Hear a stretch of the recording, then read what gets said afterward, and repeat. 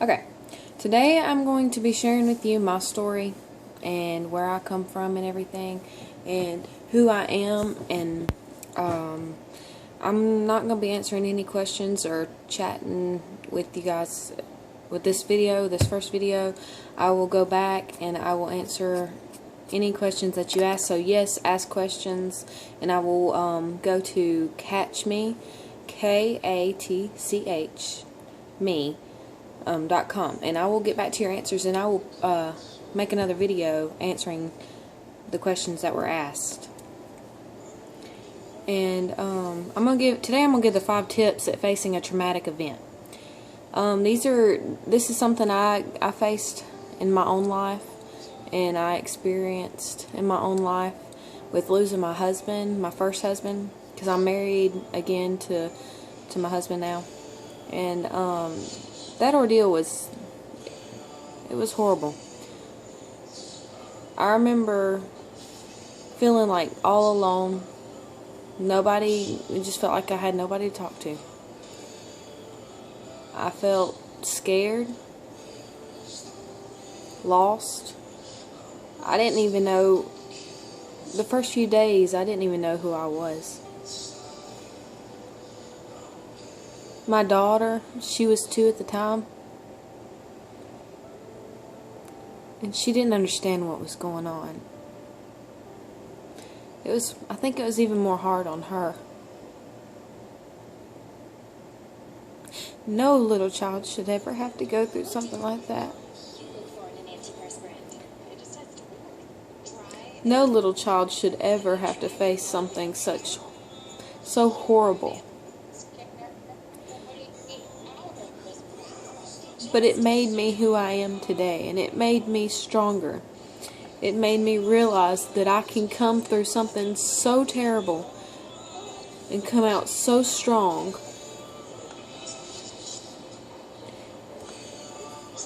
And knowing what I know now that I didn't know then, it will help me so much facing so many problems and trials in my life in the future. It has prepared me to be there for my daughter when she needs me in something like that. I don't want her to ever have to fear life, living, losing. Losing someone so close to you, it rips a piece of you out, and that piece of you dies with them. It leaves with them. And it changes you. It makes you a different person. You experience these feelings of anger, doubt, hatred, and you don't know where they come from. I face anger every day of my life, and I don't understand why. It hurts for me to hurt my family the way I do, because I know it hurts them. I know it does. And my little girl, she was 2 and now she's 4, and she's going to start school. Her daddy's not going to get to see that. Her daddy's not here to experience these things with her, but she does have her stepdaddy to help her and guide her and protect her.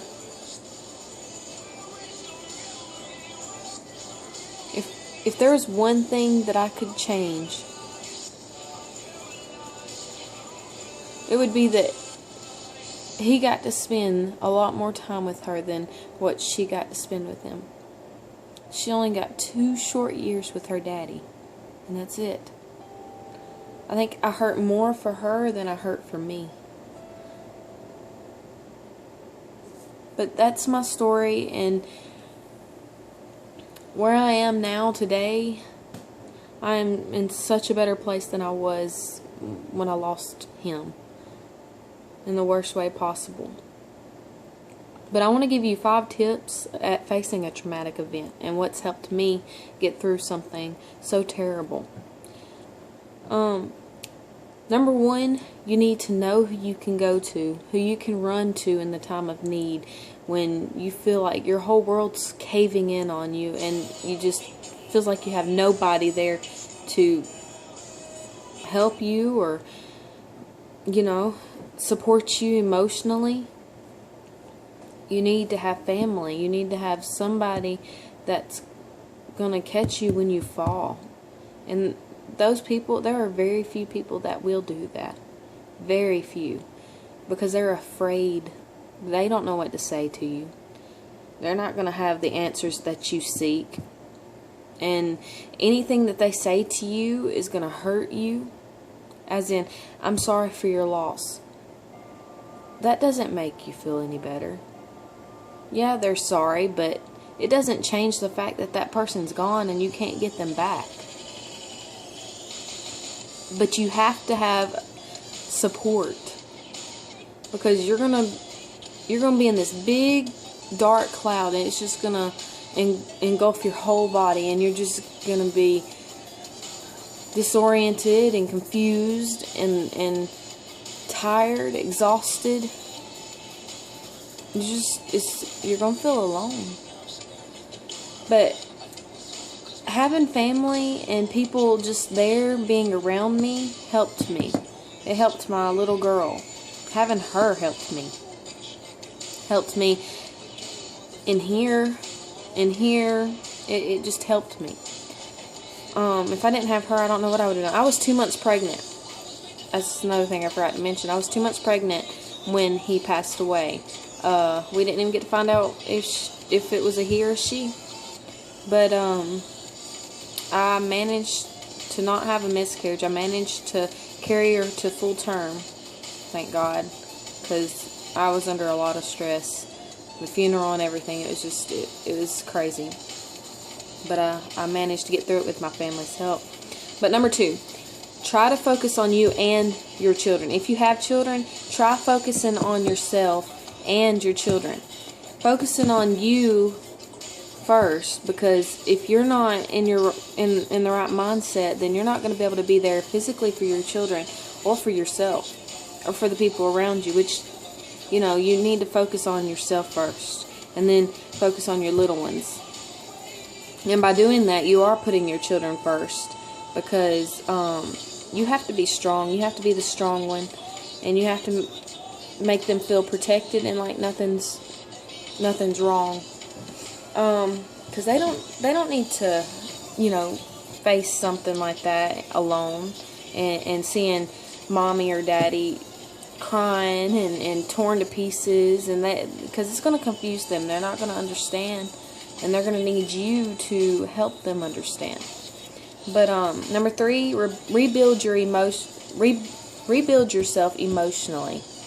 You need to try and find yourself again, because after losing someone so close to you, you're going to lose a piece of you physically and emotionally. It's just going to feel like a piece of you died with them, and that left with them when they left. So you're going to have to look into yourself and gather your emotions, and because they're going to be all out of whack. You're going to be feeling 10,000 emotions all at once. It's crazy. And number 4, find a hobby. I found exercise. I am a coach, a wellness coach, a fitness coach. I'm an affiliate with Beachbody, and with exercise and fitness, if it wasn't for that, I don't know what I would do. It relaxes me. It gives me time to myself, and it helps me refocus and deal with day-to-day tasks, and it helps me be there fully for my children and be the mother they need. I'm using my laptop as a light so you can see me. But yeah,